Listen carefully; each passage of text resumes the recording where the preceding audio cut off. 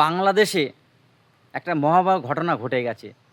সেটা একই পরিবারের 12 জনকে একই দিনে দাফন করতে হলো, মৃত্যুবরণ করলো। কনের হাতে মেহেন্দি লাগানো, ছেলের শেরবানি, বিয়ের সানাগাম, বিয়ের আনন্দ। এই বিয়ের দিনে 13 জনকে মৃত্যুবরণ করতে হলো। দুর্ঘটনায় বিয়ে করতে যাচ্ছিল, সেই একটা বাসের দুর্ঘটনায় অ্যাক্সিডেন্টে 13 জনকে মৃত্যুবরণ করতে হলো। একই ফ্যামিলির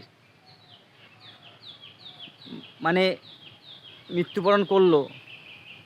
তো সেই বাড়িতে কি তাদের পরিণাম হচ্ছে, সেই বাড়িতে আর কেউ নেই, পুরো ফাঁকা হয়ে গেছে বাড়িটা। বাড়ির পুরো ফ্যামিলিটাই পুরো শেষ।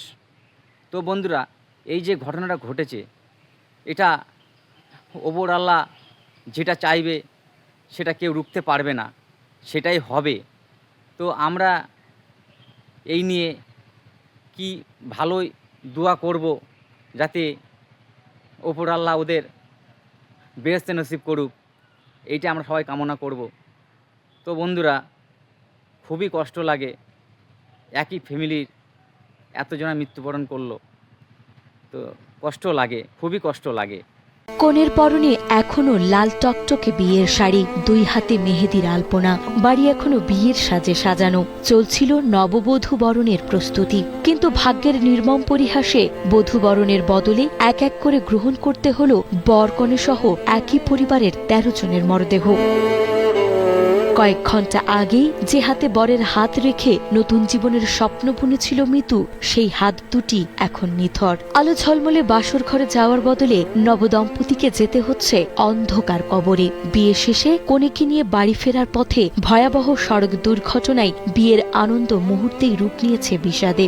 একই পরিবারের 13 জন সহ মারা গেছে 14 জন। কালকে ফজরের নামাজ পড়েছে একই জামাতে, আব্দুল্লাহ নামাজ পড়াইতে বলেছে, আব্দুল্লাহ নামাজ পড়াইছে আমার, একসঙ্গে সেরি করেছি, সকলে আমার সঙ্গে নামাজ পড়েছি, বররাত্রি পড়িয়ে এই বিদায়। ভগ্নিপতি, তার 2 ছেলে, মেয়ে জামাই, বাচ্চা, ছেলের ওয়াইফ মোংলার উদ্দেশ্যে রওনা দেয়, কিন্তু বিকাল 4টার দিকে মোংলা খুলনা মহাসড়কে বেলাই ব্রিজ এলাকায় বৃষ্টির মধ্যে নৌবাহিনীর একটি বাসের সাথে মুখোমুখি সংঘর্ষে সব শেষ হয়ে যায়। মুহূর্তেই সেই ধাক্কায় ধুলোয় মিশিয়ে যায় একটি পরিবারের আগামীর সব রঙিন স্বপ্ন। একটা পরিবারে যদি এতগুলো লোক